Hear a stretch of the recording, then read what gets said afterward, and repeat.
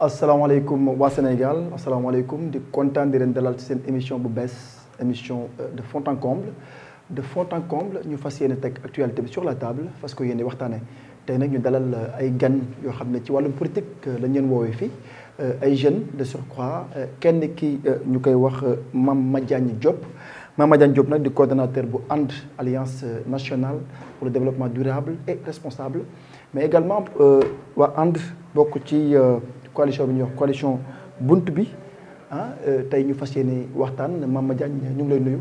maa ngi lay fay bu baax. sama droite nag ma peggoo ak Pape Youssoufa Diouf moom mooy ki nga xam ne moom mooy le chargé de massification du parti bi ñuy wax Awalé bu Abdourahmane Diouf Pape Youssoufa ñu ngi lay nuyu. maa ngi lay fay Malick di am mbégte ci. di fàttali ne Awalé mu ngi bokk ci coalition bi ñuy wax aar di donc alternative pour une assemblée de rupture. daañu ci ñëwaat également pour xam lu tax assemblée est-ce que seen boobee coalition dafa yem seulement si assemblée ou bien am ngeen yeneen loolu ñu proposé Pape Youssoufa ma tàmbali ci yow lan nga ñu mën a wax tey ci seen organisation boobu noonu parce que quand même quoi qu'on dise yéen a ngi bëgg yàgg tuuti bien que bokkale woon ci élection locale yi. d'abord man loolu sax moom a njëkk yéem la moo tax bokkale woon élection locale. merci beaucoup Malick maa lay remercier bu baax si invitation bi donc laaj nga laaj bu am solo boo xamante ne nit ñi yàgg nañu koo laaj nañ ko membres yi nekk Awalé yëpp laaj ko le docteur Abdourahmane Diouf. donc li tax bokkuñu si élection yi passé du dara lu dul ñun suñu parti ñu ngi rappelé ñu ngi koy lancé le 30 octobre 2021 4 jours avant la date limite des dépôts de liste pour les élections locales. donc loolu rek foofu blocage la pour ñu bu mën a participer ci élection yi yaa ngi dégg deuxièmement aussi parti bu jeune la ñu amoon bu doog a juddu donc dem élection xam nga li mu laaj yëpp di nga defar ay bulletins di nga nekk di defar say liste comprendre que yooyu yëpp on n'était pas prêt sincèrement pour ça mais n'empêche élection yi le leader en tant que tel le parti taxawoon nag def comment dire discours pour ñu soutenir l'opposition c'est-à-dire les partis qui incarnent la majorité à l'opposition voilà. je pense que am na solo daañu ñëwaat tuuti ci yow waa coalition bunt bi yéen ngeen dem élection quand même pour une première fois en tout cas le parti bi nga xam ne ci nga bokk muy ànd ak sa leader ñu koy wax Amadou Samba également qui est très connu voilà quand même dans les affaires voilà quoi qu'on dise ngeen dem élection est-ce que mën nañu wax ne da ngeen lajj wala am na loolu ñu ci jëlee loo xam ne jàpp ngeen c'est positif. asalaamaaleykum waat di nuyuwaat maa ngi baax di nuyu sama collaborateur muy Pape Youssoufa je pense que expérience bu positive la si jëlee parce que c'est pas facile tey bu mën échec am na parce que dëgg la gaa amuñu victoire bi ñuy bëggoon bi ñu yàlla may bi ñëw ñaan yàlla mais am na seen jàngat bu bëri te bu ñu ñëwaat xam naa ne dina wute waaw parce que amoon nañ lu jafe lu gaa yi moom muy programme am na programme am na ni ku ñu ko wax nga approuvé ko ku ñu ko wax nga adopté ko pourquoi nag ñu dem ba si biir ànd luñ jox ñu seen kàddu je pense que jàngat la te li si ëpp solo mooy bi mu jeexee yu bëri ñu ngi réccu pourquoi am ñu woon yéen c'est-à-dire que change la am te aussi permettre na nit ñi xam kan mooy Amadou Samba. bon en tout cas je sais que quand même sonn ngeen ci lool si une première expérience quand même voilà parti bi doo ko juddu xam am teg programme voilà teg vraiment loo xam ne ni moom wala H24 ngeen nekk si terrain bi mais après quand même résultat bi quand même bett na leen. waaw yaakaar nañ li ñu am nañu am lu ko waaw mais nag comme que ay jàmm dañuy sawalu di ñaar mel dañ koy doyloo. mais teewul daal gëm nañu expérience bu baax si ñun nañ permettre ëllëg buy ñëwaat ñu xam fu ñu teg suñu tànk aussi parce que tamit mooy biir bu xaw a doy waar dafa xaw a politique trop te posture bi ñu indi woon moo nekkoon lu bees te changement dafa jafe te approche changement ñoo ko ñëpp ñoo ko adopté parce que ñun ñi ko ñëw bëriwul parce que mooy conflit yu bëri boo gisee si génération yi sax loolu moo ko warale loolu moo koy waral ñi dañuy gis changement ñi di ko gis parce que innovation moo jafe ñun innovation lañu indi ñi gars yi doon xaar politique bu waxate lu ñaaw defante lu ñaaw non ñooy ñëw respecté ñëpp jël discours bu responsable comme nañu si suñu parti bi tudd Alliance nationale un développement durable est-ce qu'on n'a pas de durabilité et de responsabilité.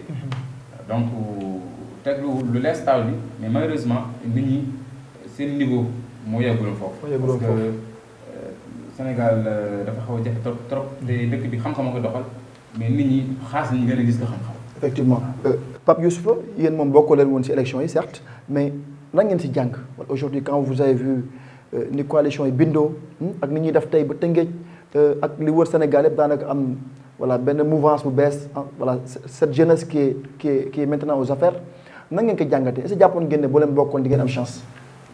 waaw c'est vrai que bokkuñu woon ci élection yi mais aussi on avait notre raison de ne pas y participer. mais n'empêche bi heure soutenir ñi nga xamante ne tey à l'issue des élections ñoo fi toogal askan wi jotee on les a bon bi ñu talalee loxo ñun wuyu na leen parce que l'objectif c'était de bâtir le cadre de vie mooy Tëngéej gi nga xamante ne moom la ñu bokk ñuy féliciter maire yi nga xamante ne yëpp à l'issue des élections gagné nañ élections yi ñoom ñëpp donc que ça soit Awalé le parti Awalé de docteur Abdourahmane Diouf wala aussi les membres du parti Awalé képp koo xamante ne les maires gagnants tàllal nga leen loxo pour ñu ànd bâtir suñu Tëngéej ñun incha allahu rabbi dinañ wuyu si parce que li ñu ñor mooy Tëngéej li ñor docteur Abdourahmane Diouf mooy Tëngéej parce que doomu Tëngéej la juddoo fi la yaroo fi la jàngee fi la defee lépp fi la amee léppam aussi. Une autre question peut-être mooy la jeunesse.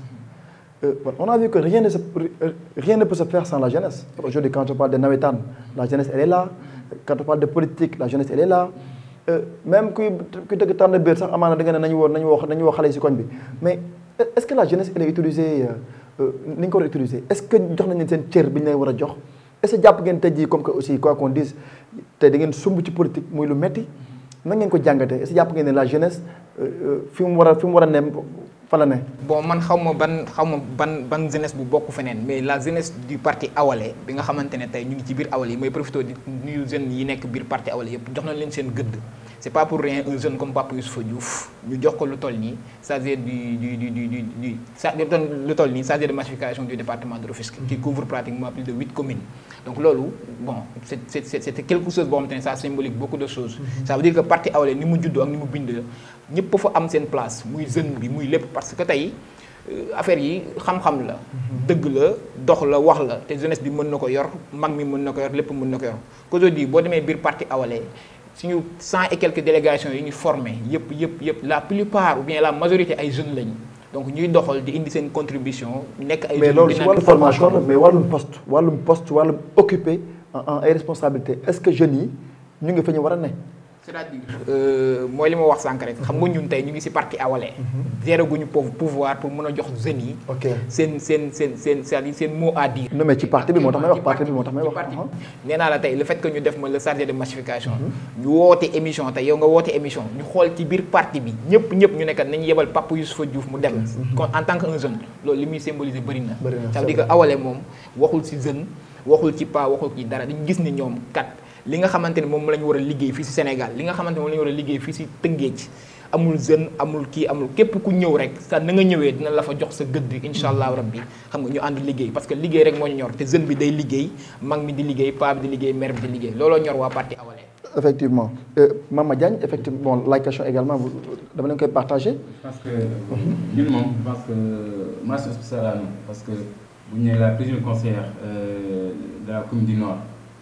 vient de notre coalition c'est-à-dire que c'est une fille c'est-à-dire que muy les deux couches tey li gars yi war a gën a xeex jox leen seen cër muy jigéen ñi ak ndaw ñi parce que ñun moom mention spéciale à nous déjà la plus jeune conseillère ci élection yi ñu jógee élection locale yi elle est du Nord te suñu coalition la jógee ñoo ko tàgg c'est-à-dire que bu ñu ko tàggoon te déjà gagné wuñu c'est-à-dire que position bi ñu ko tegoon baax na c'est-à-dire que te bu jël liste yi ñuy présenté au niveau des quatre communes maanaam à savoir Est Ouest ak Nord ak la ville pratiquement plus de la moitié sont des jeunes c'est-à-dire que ñun yàlla def tey gagné wu ñu mais tey jii bu ñu gagné parce que visage yu bees la waa technique ñu nar a gis ñu ay jeunes yoo xam ne ils sont compétents am nañ xam-xam am nañ éthique te aussi am nañ ay valeurs ñoom lañ nar a gis. bon en tout cas dynamique bi moom voilà c'est à saluer parce que même quoi qu'on dise aujourd'hui on a vu que même bu dul Tëngéej sax donc partout daanaka dans le Sénégal aujourd'hui ñi nekk aux affaires ay jeunes lañu je pense que loolu mouvement su bees la boo xam ne vraiment c'est à saluer l'autre chose peut-être bi nga xam ne également intéressé nañu mooy est-ce que la jeunesse à Rufisque voilà est-ce qu'elle est engagée parce que tey bon peut-être yow laay posé question une fois de plus Madiagne mooy tey mën nañu gis ne peut-être dans vos partis ça se passe bien mais nan ngeen jàngatee la jeunesse à Rufisque dans un non seulement ci wàllu politique mais ci wàllu citoyenneté ci wàllu engagement ça se passe comment dans nos quartiers dans la ville est-ce que vous pensez que la jeunesse jug na. bon je pense que foofu moom je pense que des na lu bari parce que je me rappelle il y a 2 ans c'est là suñu koñ bu ñu woowee woote réunion benn jeune nga gis muy man koñ bi yëpp. benn jeune ngay gis ci réunion ay PAM la fay ak maire donc. te ñëpp la ñuy woo. ñëpp la ñuy woo dañ koy def si wér jàkka ji suba ñuy def ko ci place publique même malheureusement benn jeune ngay gis. c'est-à-dire que le problème est du est-ce que gars yi ñu ngi leen woo mais est-ce que ñoom ils sont prêts à s'engager. l'engagement boobu nag ñoom lañu xaar te aussi du kenn du bokk nit ki mooy gis ne lii ñu ñor na ma. man nag war nañoo fexe culture boobu noonu participative boobu noonu ñu inculquer suñu xale yi. et loolu je pense que école am na si kër mais aussi kër gi am na si kër mais aussi société bi. parce que dañuy wax bon dafa nekk lu ñu hérité déjà jeune du wax si kanam ay mag lañ leen jàngal mais aussi jamono buy dox da ngay jéem méngale jamono ak li nga xam parce que aussi loolu lañ jàmm ni jeunes yi ñu ngi am xam-xam jeunes ñu ngi jàng jeunes ñu ngi si parce que dama yàlla baal parfois mooy tooñ ma ne pas boo gis bu sañoon doom moo koy wut. mais pourquoi ni ñu bëggee seen doom wut leen si kër gi di joxe dépense di bëgguñu ko si quartier bi waaw xam problème quoi. c'est vrai que doy na waar Pape Youssoufa yow quand même voilà tu es très présent dans la scène voilà souvent dañuy daje say activités yu bëri ndax jàpp nga ne bon est-ce que tamit Tëngéej nekkul toujours les mêmes. bon Malick question boobu yow rek mënoon nga ko répondre parce que tey jii yow tu fais la fierté de toute une jeunesse rufisquoise yaa fi njëkk a organisé clean up tey ba nga wootee jeunes ñëpp a ñëw toute la classe ñëpp a ñëw n'est-ce pas muy loolu muy une fierté da nga ko wootee une semaine après Pikine woote ko. effectivement gis nga de te pourtant tu es jeune habitant à Rufisque. effectivement yaa ngi dégg récemment du ma mës a d'accord si jeunesse rufisquoise engagé wuñu loolu du ma mës a d'accord parce que maa ngi seen biir xam naa leen bu baax. yaa ngi dégg récemment combat bi jeunesse rufisquoise mujjee porté c'est un combat très noble mooy le combat de Youssou Mbargane. On a organisé une marche jeunesse bi ñëpp ñëw muy une chose très noble nga xamante ne xalaatuñ ko woon ba pare un combat dont le contenu est très pertinent. mooy le relèvement de l'hôpital Youssou Mbargane à un établissement public sanitaire de niveau 2. loolu yaakaar naa ñëpp doomu Tëngéej ñëpp a si war a ñëw rejoindre ce combat donc man je serai jamais d'accord sur ce jeunesse rufisquoise engagé wuñu le problème en est que nag benn affaire dafa am tey ba nga wootee si clean up il s'agit de l'amélioration du cadre de vie ñëpp gis nañ njariñ bi c'est-à-dire jeunes yi il faut les appeler sur des choses qui sont palpables et contribuant aussi au développement de la localité. boo leen ci wooyee rek sans hésitation ils vont venir comprendre nga tey suñu combat bi Youssou Mbargane am nañ ci ay jeunes yu bëri yoo xam te ils sont engagés yaakaar naa aussi de la même chose man du ma xëy au sein de Awalé te jotuma appelé plus de 10 jeunes parce que jeunes yi aussi ay xel lañ yor di xalaat dañu ay suiveurs ñu ngi xalaat ñu ngi bëgg Sénégal développé ñu ngi bëgg par exemple ville bu mel ni Tëngéej développé boo leen wooyee si li nga xamante ne c'est palpable c'est un projet bi nga xam ne palpable lal na xam-xam lal na lépp jeunes yi dañuy ñëw. mais la vraie question aujourd'hui ma répété la ko mooy n'est-ce pas toujours les mêmes est-ce que ce ne sont pas les mêmes têtes quand même ñoom ñooy mbëkkandi ci activités yëpp est-ce que au même moment amul des milliers et des milliers yu nekk seen ko ñu toog teg ataaya. bizarrement ñun au sein bon li ma dund en expérience lay wax tey ci biir quartier boo mënti jël tu connais un jeune leader boo xam te ne saa su wootee ko ñoom gars yi day ñëw fekk si ko ay jeunes am génn quartier boo mënti jël man de même que tey jii sama koñ ngeddal su ma fa organiser set setal bu ma fa mujjee def nii rek dafa fees dellu jeunes yëpp a génn mooy li ma wax rek la présence des jeunes dépend du contenu parce que jeunes yi aussi yeewu nañ léegi nekkatuñu ci ère boo xamante ne les jeunes xam nga vont être manipulés comprendre vont être comment dirais-je da leen di xëcc ci loo xamante ne amalu leen njariñ comprendre bu ñu gisee lu am njariñ rek jeunes yi duñu attendre ay te loolu dépendre ci jeune bi nga xamante tu es engagé ou tu n'es pas engagé ñun suñu combat bi am na ci ay jeunes yoo xamante bi ñu ko déggee dañ ne ñun mosuñu bokk ci yii mais dañu gis la noblesse du combat ñu ñëw wuy si leen Awalé par exemple de Abdourahmane Diouf da ngay ñëw jeune woole ne la grand man dama bëgg politique parce que li ngeen woote dafa am solo man nga nekkal la mu ne mosuma def politique am na ñoom dañ naan sax jànguma mais li ngeen wax moom ma ñor par exemple li Abdourahmane Diouf di wax si sëriñu daara yi tu vois ay jeunes talibé yoo xamante ay jeunes ndongo daara yoo xamante dañuy doog jàng alxuraan ñoo ñëw ne dañuy politique parce que ñooñu comprendre que ni ñoom boo nekkee bu Abdourahmane doonee président incha allah rabbi li ñu muy tuddee angle mort mooy le fait de considérer les daara ñoom dañ ci gis seen bopp seen i njaboot gi nga xamante ne si daara lañ juddoo yaroo si dañ si gis seen bopp donc li ma mu wax rek laay tëjee la présence des jeunes dépend du contenu. Ok, je comprends parfaitement. Voilà, peut-être un autre point, hein. Je pense que wala ma jàng si bëggoon ñëwaat.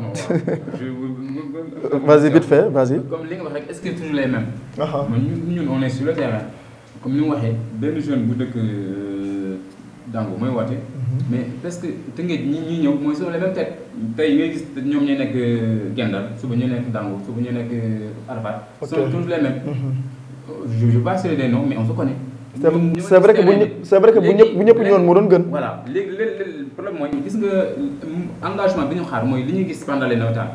loolu mooy engagement de la jeunesse foofu noonu kon ñëppay génn engagement bu ñu continué woon tey am na ñu fi lancé woon ay pavage jokkul ñooy si félicité muy engagement bu noble mais yow fekkoon jeunesse jóg nañu li ñuy def si nawetaan xaar bi si génn. je pense que le 5e rek.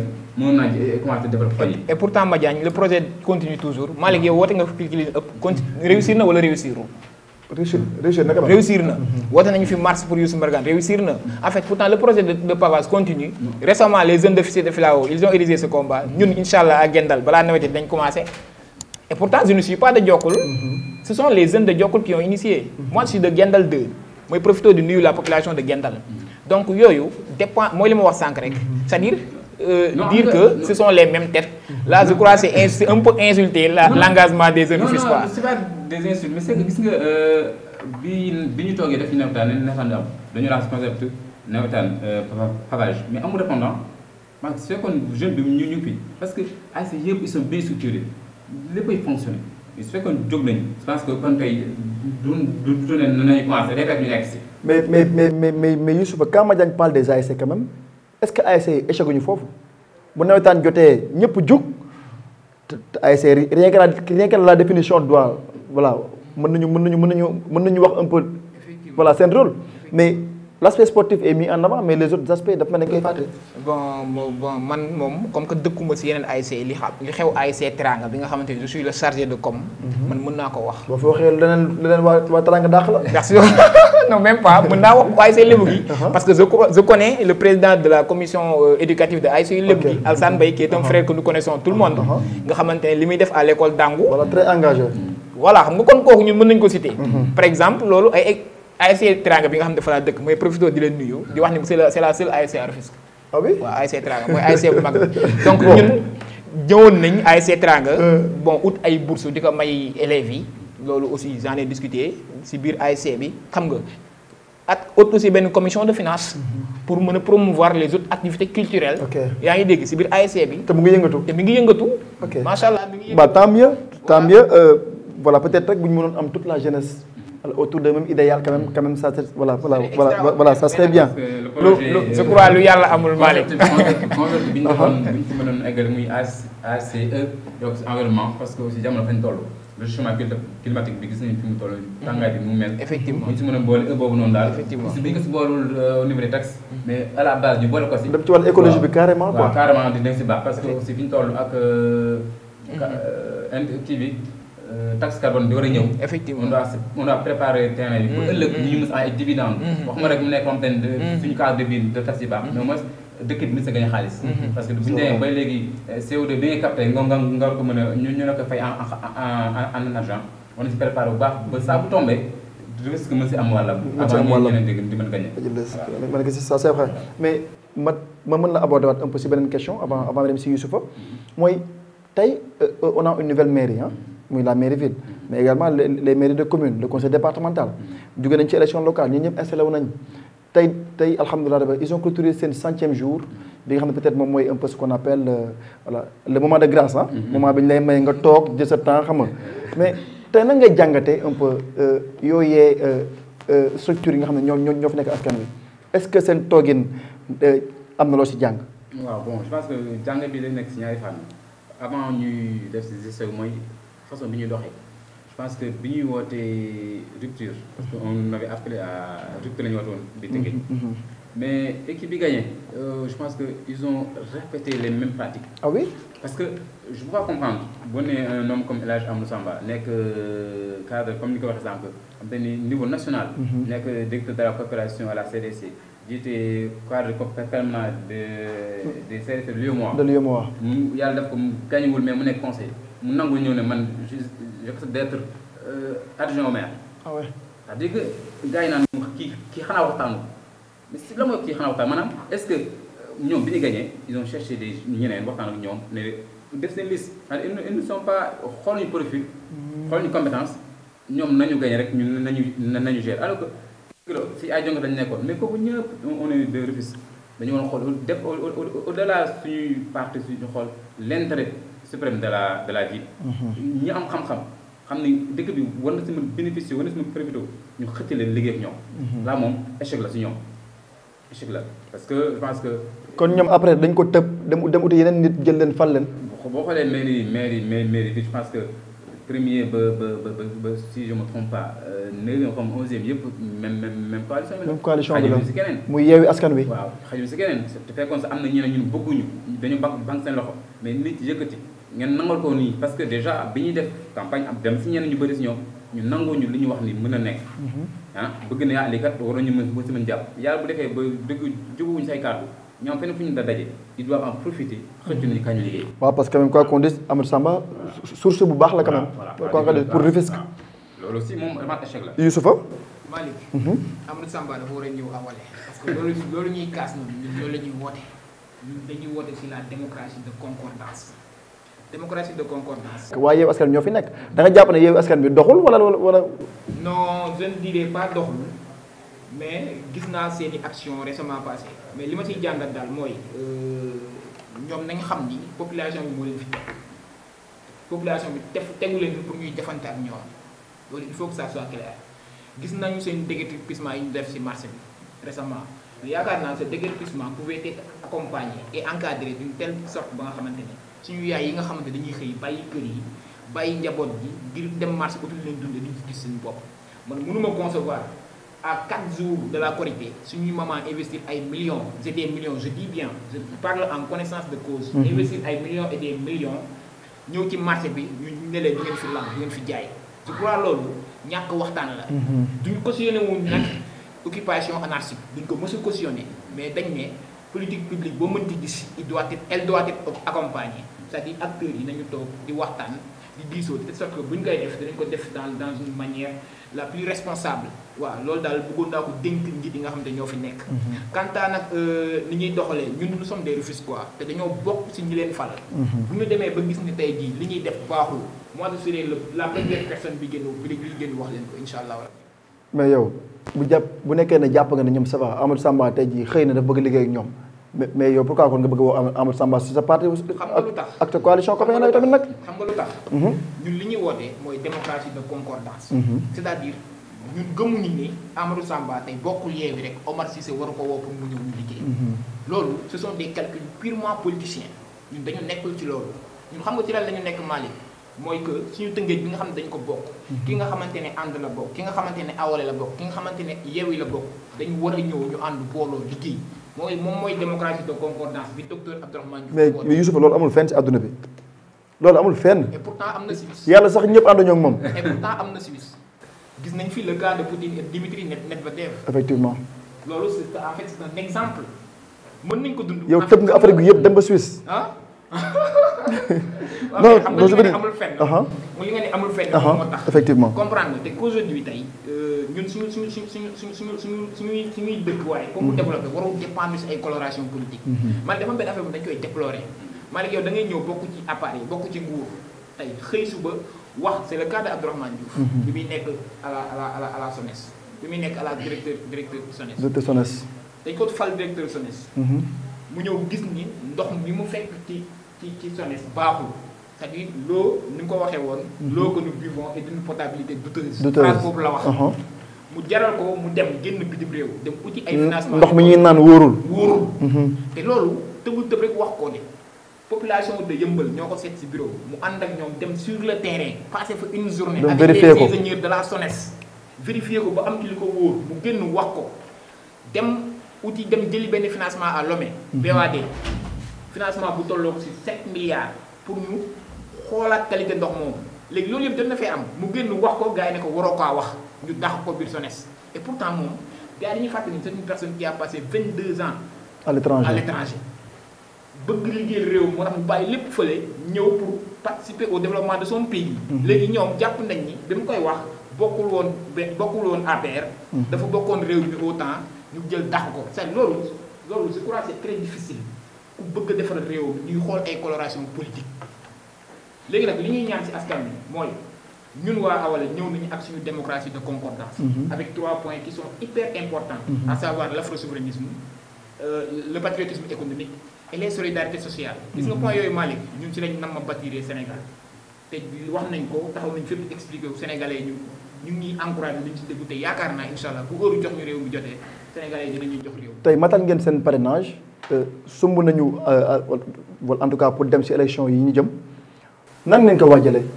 bon élection yi alhamdulilah waajal nañ ko bi si Abdourahmane Diouf bu Awalé président Awalé bi mu décidé que avec tous les membres. yóbbu suñu cas bi fële sur la délégation nationale.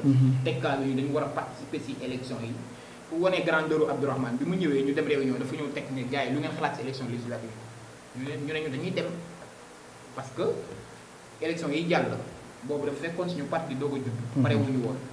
yaa ngi dégg législative yi ñëw na ñu war a dem ci élection yi ñu teg ko ci ñëpp d'accord ci gars yi dem wàcc sur la base liggéey jëli ay parrainage ñu sonn ci loolu mooy profité di nuyu l'ensemble des délégués au parrainage yi nekk biir Sénégal yépp nga xam ne lu nekk def nañ ko ci ba yàlla dimbal nañ tey ñu jàll étape boobu étape bi ci nekk nag bi ci des nag moom ñun ak sénégalais yi la depuis loolu ñu ngi ciy liggéey ñu ngi sur le terrain avec le docteur avec tout on a fait un programme Xamle Awalé partout sur les 45 départements du Sénégal def nañ ko en même temps dinañ defaat ay sorties inshallah dinañ defaat ay visites semaine bi rek weekend bi ñu nekk ni inshallah ñu ngi biir Tëngéej inshallah képp ku bëgg a gis docteur Abdourahmane Diouf si biir Tëngéej man boo ma woowee inshallah di ko gis parce que di ko faciliter bon en tout cas ñu ngi lay féliciter également parce qu'on sait que tu étais chargé du parrainage. Oui, voilà et que machallah tey bu matee ginnaaw yàlla donc sa loxo la jaar ñu ngi la siy féliciter.